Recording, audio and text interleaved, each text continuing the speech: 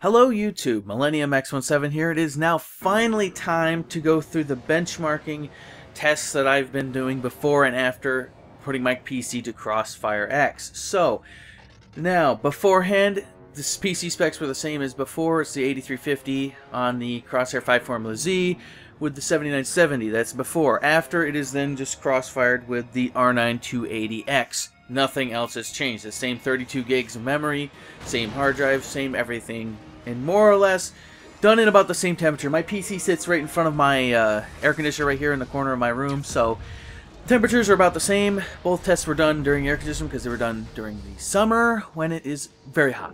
Let's just put it that way.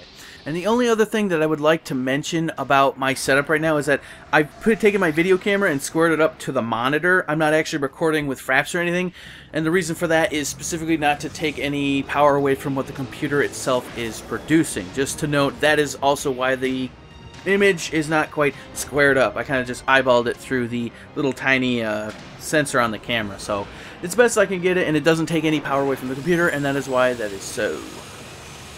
So first up, 3D Mark is what we're covering in this video. First up, I'm going to cover Ice Strike very basically. I have the basic edition of 3D Mark, so in order to test it all, I have to go through all of them. So I had Ice Storm or Ice Strike? It's Ice Storm. Okay, Ice Storm. And to be perfectly honest, it's not really that challenging for my computer. It's a very low-end test. It's definitely the oldest of the 3D Mark tests.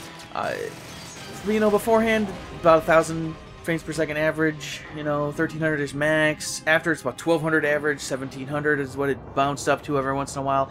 You know, more or less, the scores vary by about 5,000 points, give or take. I've done one test where it's just said 107, and the next test says 112, and then 105, and it's like, you know, 105,000. It's like, you know, so there's so many variables, but at that point in time, it's running it so well that it's, you know, too many variables to really count for it to be a valid test. Now, also, what I think I also forgot to mention is that before that I did the before test with just the single 7970, they had an update for 3D Mark, which I did not take, and I kind of do regret doing so. Afterwards, I did the tests without updating as well, and then I did a third test while updating it, just to give somewhat of a benchmark and an idea what happened. But the middle one and the lower version of score you see is both crossfired, so just to give an idea of that, it's not too far terribly off. But moving on now, we will head to CloudGate, which is another, it's a mid-range PC test. Still, it's better, but still not pushing it very far. It's, you know, it's an okay test.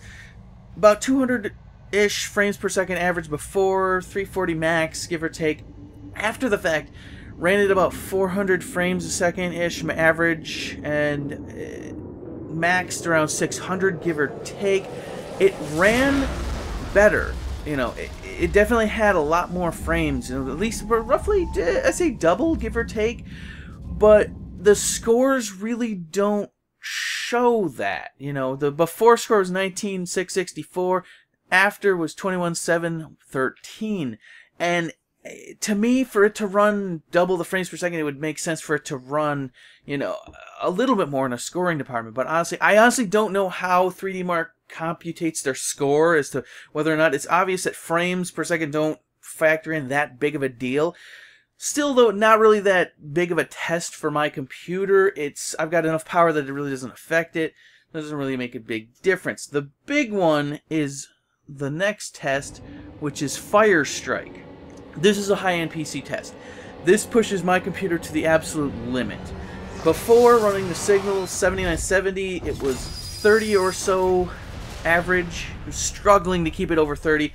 Maxed, it touched 50 every once in a while, but it really didn't really do that good of a job, you know. But single card, honestly, not that bad. Afterwards, with the Crossfire setup, it ran at about 40-ish frames per second average, maxed around 60, still dipped below 30 at a couple times, but it definitely had a better time running it. But as you can see, though, the scores are very, very impressive here, though. 6991 beforehand with just a single card.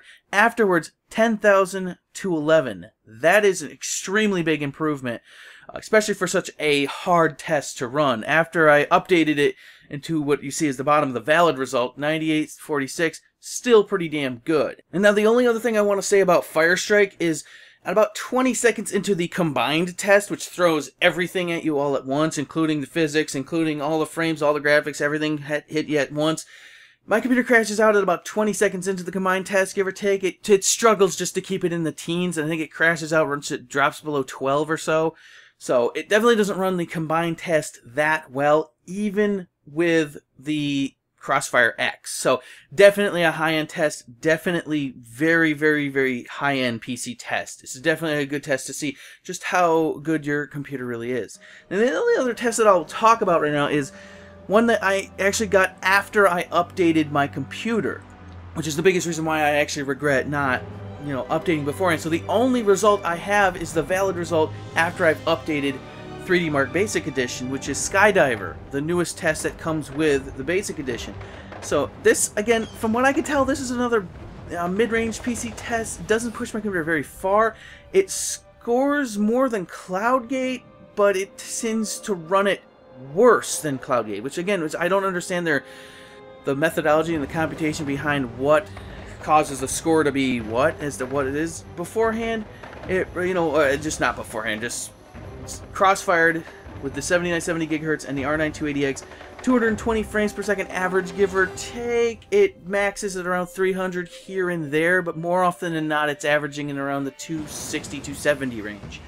So it definitely ran it very well. It's definitely an interesting test, not as high-end as Firestrike. The physics test during Skydiver, it maintains above 60 frames a second, as it also does for the combined test. The combined test, it maintains over 60 frames a second. So it definitely runs it well. It's not the hardest test to run, but it is a result nonetheless. So in the next video, we'll be going into some actual video games. So until next time, you guys have yourselves a good day.